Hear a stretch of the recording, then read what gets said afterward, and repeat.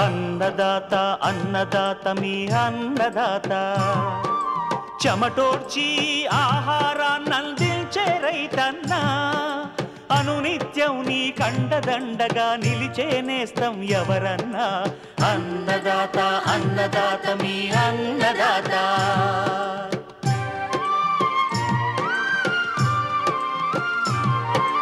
నూతన రీతుల సాగుబడికి నూరింతలు పెరిగే దిగుబడికి సూచనలిచ్చే సస్య రక్షణకు పశు పోషణకి శాస్త్ర విజ్ఞానం అందించి ముందుకు నడిపే తెలుగు రైతు భారతదేశానికి మకుటం అయ్యేలా తీర్చిదిద్దే ఆశయంతో మిమ్ము మేలు కొలిపేది అన్నదాత అన్నదాత అన్నదాత మీ అన్నదాత అన్నదాత అన్నదాత మీ అన్నదాత. అన్నదాత ప్రేక్షకులకు నమస్కారం. ఈనాటి ముఖ్యాంశాలు: ఆధునిక పద్ధతిలో అల్లం సాగు,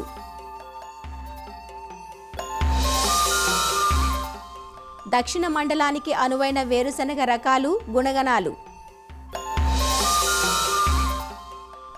ఇంకా జై కిసాన్ వ్యవసాయ సమాచారం.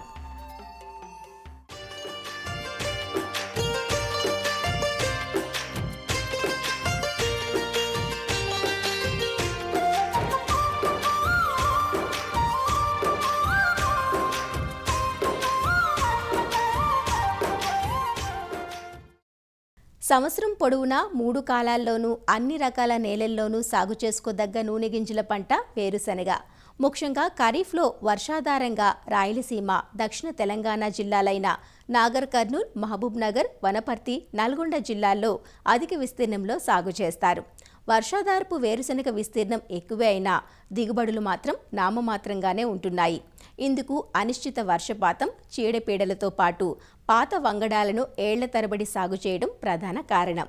వేరుశనగలో మేలైన వంగడం మంచి యాజమాన్యంతో ఎకరాకు 20 క్వింటాలకు పైగా అధిక దిగుబడిని సాధించవచ్చు. మరి ఖరీఫ్ కాలానికి అనువైన మేలైన వేరుశనగ రకాలు, వాటి గుణగణాలను తెలియజేస్తున్నారు ఆచార్య ఎన్జీ రంగా వ్యవసాయ విశ్వవిద్యాలయం విశ్రాంత శాస్త్రవేత్త డాక్టర్ ఎం సుబ్బారావు. వేరుశనగ ఖరీఫ్ పంటకాలంలో ఎలాంటి వేరుశనగ రకాలు వాడుకుని రైతులు మంచి దిగుబడి సాధించవచ్చు అనేటువంటి విషయం పైన తెలియజేయడం కోసం మీ ముందుకు వచ్చాను. ఈ జూలై 15వ తారీఖు వరకు కూడా ఈ విత్తనాలు వేసుకోవడానికి అనుకూలం కాబట్టి ఈ వర్షాధారంగా సాగు చేసేవాళ్ళు ముఖ్యంగా స్వల్పకాలిక రకాలు, అలాగే బెట్టను బాగా తట్టుకొని మంచి దిగుబడినిచ్చేటువంటి రకాలను సాగు చేసుకోవాల్సిన ఆవశ్యకత ఉన్నది. అలాగే నీటిపారుదల కింద బెట్టను తట్టుకునే రకాలతో పాటుగా కొన్ని నీటిపారుదల కింద కూడా బాగా దిగుబడినిచ్చేటువంటి రకాలు ఉన్నాయి. ముఖ్యంగా మనకు రకాల విషయం తీసుకున్నప్పుడు నారాయణి అనేటువంటి రకము 2002 సంవత్సరంలో విడుదలైనప్పటికీ కూడా ఇప్పటికీ కూడా రైతాంగం మన్నన పొందుతోంది. ముఖ్యంగా ఏంటంటే ఇది త్వరగా కోతకు వస్తుంది, 95 నుంచి 100 రోజుల్లో కోతకు వస్తుంది. అలాగే గింజ నూనె శాతం కూడా సుమారు 49% నూనె కూడా ఉన్నటువంటి రకము. ముఖ్యంగా ఇందులో ఉన్నటువంటి గుణం ఏమిటంటే ఇది గింజ ఎర్రపప్పు రకం. కడప, చిత్తూరు జిల్లాలలో కొంతమంది రైతులు ఈ ఎర్రపప్పు గింజని వాడతారు కాబట్టి వారికి అనువైనటువంటి రకము. బెట్టను బాగా తట్టుకొని మంచి దిగుబడి ఇస్తుంది. అలాగే నారాయణి విత్తనము కావాలనుకున్నప్పుడు మా తిరుపతి పరిశోధన స్థానంలో ఉంది. ఈ విత్తనాన్ని రైతు సోదరులు తీసుకొని సాగు చేసుకోవడానికి అవకాశం ఉంది. K6 ఎక్కువ మంది రైతు సోదరులు ఈ రకాన్నే సాగు చేసుకోవడానికి వారు బాగా ఇష్టపడుతున్నారు. ముఖ్యంగా ఎందుకంటే గింజ నాణ్యత బాగా ఉంటుంది.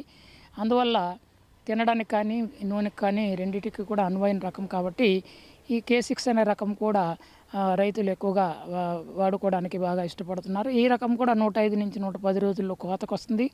నీటిపారుదల కింద బాగా వస్తుంది. బెట్టను తట్టుకునే లక్షణం కొంచెం తక్కువ, తెగుళ్లను కూడా ఎక్కువగా తట్టుకోలేదు. అలాగే ఈ రకం మార్కెట్ వాల్యూ కూడా చాలా బాగా ఉంటుంది కాబట్టి ఈ రకాన్ని రైతులు వేసుకోవడానికి ఇష్టపడుతున్నారు. K6 విత్తనము కదిరి పరిశోధనా స్థానం నుంచి అందుబాటులో ఉన్నది. మరొక ముఖ్యమైనటువంటి రకం మనం తీసుకున్నప్పుడు ధరణి, ఈ తిరుపతి ప్రాంతీయ వ్యవసాయ పరిశోధనా స్థానం నుంచి విడుదలైంది. ఈ రకం కూడా బెట్టను బాగా తట్టుకొని మంచి దిగుబడినిస్తుంది. ఇది ఖరీఫ్ పంట కాలంలో సుమారు 20 నుంచి 25 క్వింటాళ్ళు హెక్టార్కి మంచి దిగుబడినిస్తుంది. సుమారు 75% ఔటర్ను, తర్వాత నూనె శాతం కూడా 49 నుంచి 50% నూనె శాతం కూడా కలిగినటువంటి రకము. ముఖ్యంగా బెట్ట పరిస్థితుల్లో బాగా దిగుబడి వస్తుంది కాబట్టి 105 నుంచి 110 రోజుల్లో కోతకు వస్తుంది. కాబట్టి ఈ రకము పూర్తిగా వర్షాధారంగా వేసుకోవాలనుకున్నప్పుడు రైతు సోదరులు ఈ రకాన్ని అనువైన రకంగా గుర్తించి సాగు చేసుకోవచ్చు. ధీరజ్ అనేటువంటి రకం కూడా విడుదల చేయడం జరిగింది. ఈ ధీరజ్ అనే రకము నీటిపారుదల కింద ముఖ్యంగా చాలా మంచి దిగుబడి ఇస్తుంది. అలాగే ఎక్కువ నీటి వినియోగ సామర్థ్యము కలిగినటువంటి రకము. అలాగే ఖరీఫ్లో 25 నుంచి 30 క్వింటాళ్ళు హెక్టార్కు దిగుబడి ఇచ్చేటువంటి సామర్థ్యం కలిగినటువంటి రకము. ఇక ఈ రకము విత్తనం కూడా ప్రాంతీయ వ్యవసాయ పరిశోధనా స్థానం తిరుపతిలో అందుబాటులో ఉంది. నిత్యహారిత అనేటువంటి రకం. ఈ రకము కూడా ఏంటంటే చివరి వరకు కూడా ఆకుపచ్చగా ఉంటుంది. ఆకు మచ్చ తెగుళ్ళను కూడా కొంతవరకు తట్టుకొని నిలబడగలిగేటువంటి రకము. పొట్టి రకం ఈ రకము. ఇది కూడా 100 నుంచి 105 రోజుల్లో కోతకు వచ్చేటువంటి రకము. ఈ రకంలో కూడా బెట్టు తట్టుకునే లక్షణంతో పాటు అధిక నూనె శాతము కూడా ఉంటుంది. సో ఈ రకం ముఖ్యంగా ఏంటంటే ఈ కోస్తా ప్రాంతాలలో ఎక్కడైతే వర్షాకాలంలో ఎక్కువగా ఎత్తు పెరిగి తక్కువ దిగుబడులు నమోదవుతున్నాయో ఆ ప్రాంతానికి చాలా అనుకూలమైన రకంగా గుర్తించబడింది. అలాగే ఇందులో 3 గింజల కాయలు కూడా ఎక్కువగా ఉంటాయి. అలాగే పచ్చికాయలు ఉడకేసుకొని తినడానికి కూడా చాలా అనువైనటువంటి రకము ఈ నిత్యహరిత రకము. ఈ రకం విత్తనం కూడా ప్రాంతీయ వ్యవసాయ పరిశోధన తిరుపతిలో అందుబాటులో ఉన్నది. ఇక కదిరి పరిశోధనా స్థానం నుంచి ముఖ్యంగా బెట్ట పరిస్థితులకు అనుకూలంగా ఉన్న రకాలు కదిరి అనంత, అలాగే కదిరి అమరావతి, అలాగే కదిరి 9. ఈ రకాలు కూడా 105 నుంచి 110 రోజుల్లో కోతకొస్తాయి. ఈ రకాల విత్తనాలన్నీ కూడా మనకు కదిరి వ్యవసాయ పరిశోధనా స్థానం నుంచి అందుబాటులో ఉన్నాయి రైతాంగం కోసం. కదిరి లేపాక్షి, ఇదే కదిరి 18, 12 అనే రకంగా కూడా రైతాంగానికి తెలిసింది. సో ఈ రకము కూడా ఎక్కువ కొమ్మలు రెమ్మలతోటి ఆకుల మీద ఎటువంటి తెగుళ్ళు ఆశించని రకము. దీంతో పాటుగా ఈ రసం పీల్చే పురుగులను కూడా ఉధృతిని కూడా కొంతవరకు తట్టుకొని మంచి దిగుబడి ఇచ్చేటువంటి రకము ఈ కదిరి లేపాక్షి. సో ఈ రకం కూడా ఇటీవల బాగా ప్రాచుర్యం పొందింది. ఈ కదిరి లేపాక్షి రకం కూడా తిరుపతితో పాటుగా అనంతపురము, తర్వాత కదిరి పరిశోధనా స్థానాలలో కూడా ఈ రకం యొక్క విత్తనం రైతాంగానికి అందుబాటులో ఉన్నది. దీంతో పాటుగా ఇటీవలనే కదిరి చిత్రావతి అనేటువంటి రకం కూడా నోటిఫై అవ్వడం జరిగింది. బెట్ట పరిస్థితుల్లో బాగా మంచి దిగుబడి ఇస్తుంది. అలాగే ఆకుమచ్చ తెగుల్ని, తర్వాత రసం పీల్చే పురుగులను కూడా తట్టుకొని మంచి దిగుబడిని ఇచ్చేటువంటి రకము. సో ఈ రకం విత్తనం కూడా మనకు కదిరి వ్యవసాయ పరిశోధనా స్థానంలో అందుబాటులో ఉన్నది. ఇవి కాకుండా ఎవరైనా లావు గింజల రకాలు కావాలి మేము వేసుకోవాలనుకున్నప్పుడు వారికి కదిరి 7 బోల్డ్, అలాగే కదిరి 8 బోల్డ్, ఈ 2 రకాలు కూడా కదిరి వ్యవసాయ పరిశోధన స్థానం విడుదలైనవి లావు గింజ రకాలు. సో ఈ రకాలలో కూడా కదిరి పరిశోధనా స్థానం నుంచి మనం తీసుకోవచ్చు. ఇవి కూడా 115 నుంచి 120 రోజుల్లో కోతకు వస్తాయి. గింజ బాగా లావుగా ఉంటుంది. ముఖ్యంగా ఇవి తినడానికి టేబుల్ పర్పస్కి చాలా అనువైన రకాలు. దీంతో పాటుగా తిరుపతి ప్రాంతీయ వ్యవసాయ పరిశోధనా స్థానం విడుదలైనటువంటి భీమా అనేటువంటి రకం కూడా మనము ఈ తినడానికి గింజలు తినడానికి లావు గింజ రకంగా దాన్ని కూడా మనము సాగు చేసుకోవడానికి అనుకూలం. ఇది కాకుండా మనకు ప్రత్యేకంగా ఈ కాళహస్తి మెల్లడి అనేటువంటిది కూడా ఉన్నది. సో ఈ కాళహస్తి నులి పురుగుల ద్వారా వ్యాప్తి చెందేటువంటి తెగులు. ఈ తెగులు తట్టుకునే రకాలు కూడా మనము ప్రాంతీయ వ్యవసాయ పరిశోధన తిరుపతి నుంచి 2 విడుదల చేశాము. కాళహస్తి అనేటువంటి రకము, అలాగే ప్రసూన అనేటువంటి రకము. ఈ తెగులు ఎక్కువగా ఆశించే ప్రాంతాలలో ఈ రకాలు సాగు చేసుకొని రైతులు అధిక దిగుబడి పొందడానికి అవకాశం ఉంటుంది. ఈ కాళహస్తి అనేటువంటి రకంలో నూనె శాతం కూడా చాలా అత్యధికంగా 53% నూనె శాతం కలిగినటువంటి రకము. సో ఈ విధంగా మనకు అందుబాటు అయ్యే విత్తనాన్ని బట్టి, మన అవసరాన్ని బట్టి ఏదైనా మంచి రకాన్ని మనము సేకరించుకొని జూలై 15 వరకు కూడా మనం విత్తనం వేసుకోవడానికి అనుకూలం కాబట్టి బాగా లోతు దుక్కులు చేసుకొని రైతాంగము విత్తనాన్ని, మంచి విత్తనము మంచి సంస్థ ద్వారా, ధృవీకరణ సంస్థ ద్వారా రూపొందించినటువంటి విత్తనాన్ని సేకరించుకొని అధిక దిగుబడులు పొందాలనిగా సూచిస్తున్నాం.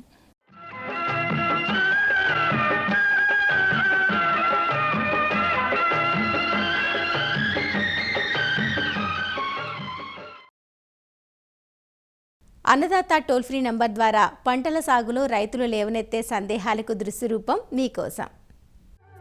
అరటి మొక్కల కాండంపై పగుళ్లు కనిపిస్తున్నాయి. నివారణ గురించి అడుగుతున్నారు కాకినాడ జిల్లా జగ్గంపేట నుంచి వెంకట్రావు. అరటిలో పనామా తెగులు ముఖ్యంగా పిలకలు నాటిన 4-5 నెలల తర్వాతే కనిపిస్తుంది. తెగులు ప్రారంభ దశలో కింది భాగంలోని ఆకులు పసుపు రంగులోకి మారి క్రమేపీ తొడిమల దగ్గర విరిగి కాండం చుట్టూ వేలాడుతూ కనిపిస్తాయి. కాండం పైన కూడా నిలువుగా పగుళ్లు ఏర్పడతాయి. దుంపను కోసి గమనిస్తే గోధుమ రంగు వలయం కనిపిస్తుంది. తెగులు తీవ్రత పెరిగే కొద్దీ దుంప కుళ్ళిన వాసన వస్తుంది. తెగులు పక్కనున్న పిలకలకు కూడా వ్యాపించి అంతర్గత లక్షణాలు 2-3 నెలల్లోనే బయటపడతాయి. పనామా తెగులును ఒక్క రసాయనాల ద్వారా పూర్తిగా అరికట్టలేం. సరైన యాజమాన్య పద్ధతుల్ని సకాలంలో పాటించటం ద్వారా కొంతవరకు ఈ తెగులును అరికట్టవచ్చు. విత్తిన పిలకలు మరియు నేల ద్వారా ఈ తెగులు వ్యాపిస్తుంది. కాబట్టి ముందుగా తెగులు అవశేషాలు లేని ఆరోగ్యకరమైన నేలలను, విత్తన పిలకలను సాగుకు ఎంచుకోవాలి. దీనితో పాటు టిష్యూ కల్చర్ రకాలను ఎంచుకుంటే దుంప ద్వారా వ్యాపించే పనామా తెగులును కొంతవరకు నివారించవచ్చు. అరటి తర్వాత చెరుకు, మినుము లేదా వరి పంటలతో పంట మార్పిడి చెయ్యాలి. ఈ తెగులు తీవ్రమైన తర్వాత రసాయనాలతో నివారించటం కష్టం. కనుక తెగులును ప్రారంభ దశలోనే గుర్తించి కార్బండిజం 1 గ్రాము లీటరు నీటికి కలిపి మొక్కల మొదళ్లను తడపాలి. ఇటీవలి కాలంలో పనామా తెగులు నివారించటంలో జీవ నియంత్రణ పద్ధతులు కూడా కొంతవరకు దోహదపడతాయి. ముఖ్యంగా సూడోమోనాస్ ఫ్లోరోసెన్స్ అనే జీవ రసాయనాన్ని మొక్క చిన్నగా ఉన్నప్పుడు ఒక్కొక్క మొక్కకి 20 గ్రాములు, మొక్క ఎదిగిన తర్వాత 40-50 గ్రాములు లీటరు నీటిలో కలిపి మొక్క మొదలును బాగా తడిపితే ప్రారంభ దశలోనే నివారించవచ్చు. ఇలా అన్ని సమగ్ర పద్ధతులను సకాలంలో ఆచరించినట్లయితే పనామా తెగులును నివారించే అవకాశం ఉంది.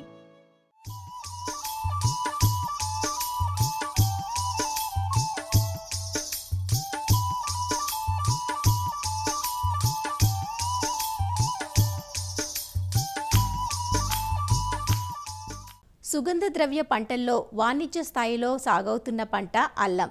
ఎండు అల్లాన్ని సొంటి అంటారు. దేశవ్యాప్తంగా అల్లం పంటను సుమారు 1.6 లక్షల హెక్టార్లలో సాగు చేస్తూ 10.70 లక్షల టన్నుల దిగుబడిని సాధిస్తున్నారు. అల్లాన్ని ఎక్కువగా కర్ణాటక, కేరళ, తెలంగాణ, ఆంధ్రప్రదేశ్, మహారాష్ట్ర, ఒడిశా, పశ్చిమ బెంగాల్, అస్సాం, సిక్కిం, హిమాచల్ ప్రదేశ్, మేఘాలయ రాష్ట్రాల్లో పండిస్తున్నారు. తెలంగాణలో ఉమ్మడి మెదక్, సంగారెడ్డి, కరీంనగర్, నిజామాబాద్, వరంగల్ జిల్లాలు, ఆంధ్రప్రదేశ్లో ఉమ్మడి కృష్ణా, తూర్పుగోదావరి, విశాఖపట్నం జిల్లాల్లో అల్లాన్ని సాగు చేస్తున్నారు. ప్రస్తుత సమయం అల్లం విత్తుకునేందుకు అనుకూలం. అల్లం సాగు నుంచి మంచి యాజమాన్యంతో ఎకరాకు 12-15 టన్నుల అధిక దిగుబడి పొందే అవకాశం ఉంది. అల్లం సాగులో ఆది నుంచి పాటించాల్సిన ట్రాక్టర్తో దున్నిపించి తర్వాత రూట్ వేట్ వేయించి 2 సార్లు చేసినాక తర్వాత 10 ట్రాక్టర్ల ఎరువు కొట్టాను. ట్రాక్టర్తో బెడ్లు కొట్టించినాక డ్రిప్ వేసి వాటర్ వదిలాక ఇప్పుడు అల్లం అనేది నాటిస్తున్నాం.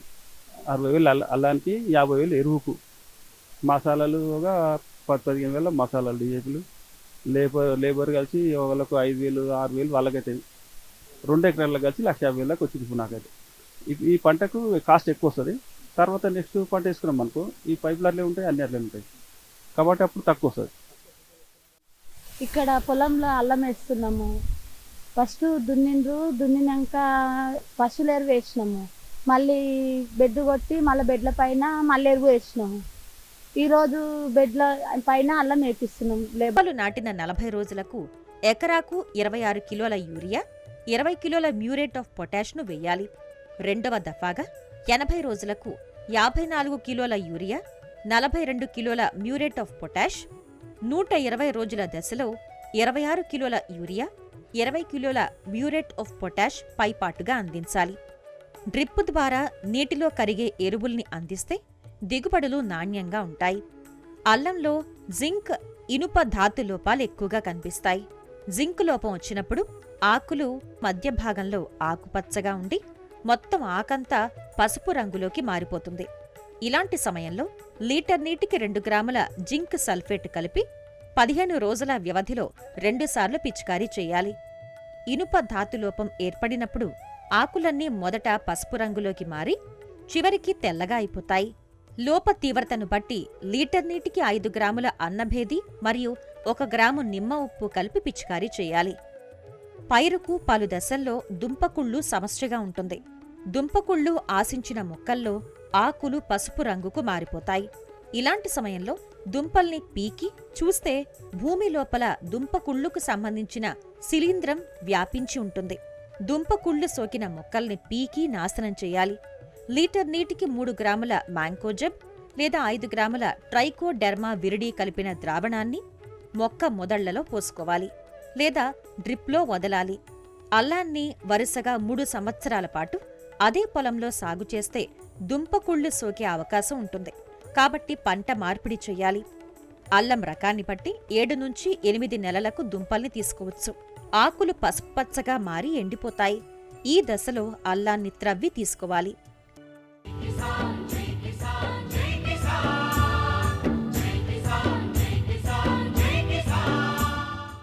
వ్యవసాయ సమాచారం ఇప్పుడు జై కిసాన్లో చూద్దాం. మార్కెట్లో బత్తాయికి మంచి ధరలు ఉన్నా రైతుకు దక్కని పరిస్థితి నెల్లూరు జిల్లాలో ఎదురైంది. ఏటికేడు సాగు ఖర్చులు పెరుగుతుంటే ధరల్లో మాత్రం ఎలాంటి పెరుగుదల లేదంటూ రైతులు చెబుతున్నారు. జిల్లాలోని వరికుంటపాడు, ఉదయగిరి ప్రాంతాల్లో బత్తాయి సాగు ఎక్కువ. నెల్లూరుతో పాటు సమీపాన ఉన్న ప్రకాశం జిల్లా పామూరు, సిఎస్ పురం, వెలిగండ్లతో పాటు సరిహద్దులోని కడప, బద్వేలు ప్రాంతాలు కలిపి సుమారు 50,000 ఎకరాల్లో తోటలు విస్తరించి ఉన్నాయి. అయితే పెరిగిన సాగు ఖర్చులకు తగినట్లు ధరలు దక్కక రైతులు ఆందోళన చెందుతున్నారు. మొదటి రకం కాయలు టన్ను ధర 35,000 ధర పలుకుతుంటే రెండో రకం 15,000 నుంచి 20,000కు మించి పలకని పరిస్థితి రైతులను కలవరపరుస్తోంది. నేను 3 ఎకరాల బత్తాయి తోట గత 10 సంవత్సరాల నుంచి వేసి అనుభవిస్తా ఉన్నాను. మళ్ళా కొత్త తోట కూడా మళ్ళీ అదే పొలంలో 3 ఎకరాల పొలం వేసాను. ఆ రోజు పెట్టుబడికి ఈ రోజు పెట్టుబడికి ఎంతో వ్యత్యాసం ఉంది. కానీ ఆ రోజు మార్కెట్కి ఈ రోజు మార్కెట్కి అదే రేట్లు అదే వ్యవహారం జరుగుతూ ఉన్నది. రైతు వారీగా ఇవాళ మందుల రేట్లు కానీ పురుగు మందులు కానీ వ్యవసాయం చేయడానికి చాలా ఇబ్బందికరంగా ఉన్నది. ఆ రోజు డిఏపి బస్తా 500 ఉంటే ఇవాళ 1800, 1900. కాయలు అమ్మకానికి వచ్చేళ్ళకి బ్రోకరేజ్లు అనేవాళ్ళు ఈ మార్కెట్ లో మొత్తం కుమ్మక్కయ్యి 5,000కి ఇస్తావా, 10,000కి ఇస్తావా, 20,000కి ఇస్తావా, అంతకంటే మేము ఎక్కువ పెట్టము అని వాళ్ళు మొత్తం యూనిట్ అయ్యి రైతు కాడికి వచ్చేళ్ళకి చాలా ఇబ్బంది పాలు చేస్తున్నారు. పూర్వీకులు మా పెద్దల నుంచి 25 సంవత్సరాల 30 సంవత్సరాల నుంచి మేము బత్తాయి తోట సాగుబడి చేస్తున్నాము. ఆ రోజు కూలీ 100 రూపాయల నుంచి ఉన్నది ఈ రోజు 300 రూపాయలు కూలీ అయ్యాది. 10,000, 15,000 పెట్టుబడి ఉన్నది ఈ రోజు 50,000, 60,000 ఎకరాకు పెట్టుబడి అవుతుంది. 25,000, 30,000 టన్ను అమ్ముకున్నాము. ఈ రోజు పెట్టుబడులు పెరిగినా కూడా అలా 25,000, 30,000 మేము కాయలు అమ్ముకుంటాం. ఒక ఎకరాకి వచ్చి 50,000-60,000 పెట్టుబడి అవుతున్నప్పుడు బత్తాకాయలు నాణ్యత ఉన్నా కూడా నాణ్యత లేదు అని అంటూ 20,000, 25,000 టన్ను అంటున్నారు. మాకు ఎకరాకి 50,000-60,000 పెట్టుబడి వస్తున్నప్పుడు ఈ 20,000-25,000 కాయలు దిగుబడి వచ్చినప్పుడు రైతు పూర్తిగా ఇబ్బంది పడుతున్నాడు. 45 ఉంటే 50 ఉంటే డబ్బులు వస్తాయి, లేకుంటే మేము లాసే. 10 ఎకరాలు పెట్టుబడి 7-8 లక్షలు దాకా ఉంది. మా రైతు బాధ ఊరికి తెలవటంలా ₹7 వస్తుంది అనుకుంటే ₹1 ₹1 వస్తుంది. జిల్లాలోని మార్కెట్కు చుట్టుపక్కల ప్రాంతాల నుంచి రైతులు, వ్యాపారులు వస్తుంటారు. అయితే ఈసారి కాయల్లో కొంతవరకు నాణ్యత తగ్గిందని వ్యాపారులు చెబుతున్నారు. మేము కడప నుంచి శనగకాయలు తెచ్చినాం, ఇక్కడికి రవాణా చేసుకుంటాం. ఎకరాకు 10 టన్నుల వరకు ఉంది. అక్కడ 30-35 పడుతుంది తోటలో కొనుగోలు టన్ను. ఇక్కడ 42, 43 అమ్ముతుంది. రైతుకు పెట్టుకునే కొద్దీ వస్తుంది.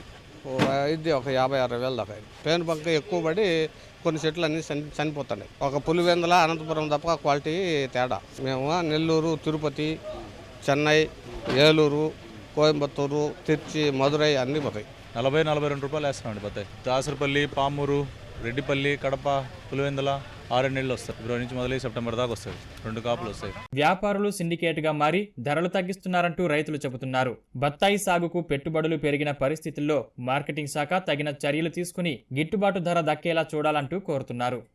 మరిన్ని విభిన్న అంశాలతో రేపటి అన్నదాతలో మళ్ళీ కలుసుకుందాం. అంతవరకు సెలవు, నమస్కారం. అన్నదాతలు తమ సందేహాలు, సమస్యలను 1800-425-4085 టోల్ ఫ్రీ నంబర్లో ఉదయం 10 నుంచి 11 గంటల మధ్య పని దినాల్లో సంప్రదించగలరు. ఈ కార్యక్రమాన్ని ఈటీవీ విన్ మొబైల్ యాప్లోనూ వీక్షించండి.